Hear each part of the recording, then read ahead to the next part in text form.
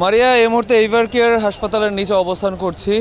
এমন একটা সময় আমরা লাইভে যুক্ত আছি যে কিছুক্ষণের মধ্যে আসলে বিএনপি চেয়ারপারসন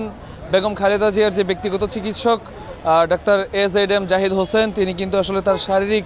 যে অবস্থা সেটা সর্বশেষ পরিস্থিতি নিয়ে আসলে ব্রিফ করবেন কিছুক্ষণের মধ্যেই, এবং তারপরেই আসলে নতুন যে খবরগুলো আছে বা তার শরীরের এখন কী অবস্থা, কী অবস্থায় আছেন বা তার ব্যাপারে, তার শরীরের ব্যাপারে, তার চিকিৎসার ব্যাপারে কী ধরনের সিদ্ধান্ত নেওয়া দরকার বা নেওয়া হয়েছে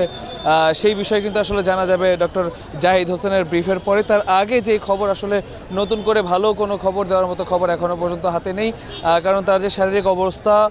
সেটা কিন্তু অপরিবর্তিতই রয়েছে।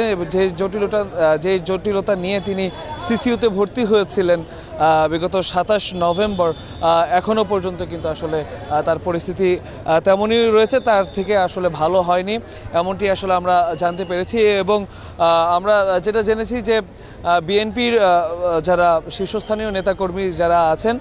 তারা সহ বিএনপি মিডিয়া সেল এবং বিভিন্ন জায়গায় আমরা কিন্তু সোশ্যাল মিডিয়াতে বিশেষ পোস্ট দেখতে পাচ্ছি যে AZM জাহিদ হোসেন ছাড়া তার শরীরের ব্যাপারে কোনো ধরনের কোনো বিবৃতি আসলে কেউ যদি দেয় সেটা আসলে বিশ্বাসযোগ্য নয়, বলে অফিসিয়াল নয় বলে আসলে জানানো হয়েছে। এবং জানানো হয়েছে যে শুধুমাত্র জাহিদ হোসেনই তার ব্যাপারে আসলে জানাবেন, এবং পরবর্তীতে তাকে আসলে দেশে রেখে চিকিৎসা করা হবে না বাইরে নিয়ে যাওয়া হবে সেই বিষয়টি থেকে শুরু করে এবং তার শরীরের সর্বশেষ সার্বিক পরিস্থিতি সেটা আসলে ডক্টর জাহিদ হোসেন তার ব্রিফের পরে আসলে আমরা আপনাদেরকে জানাতে পারবো।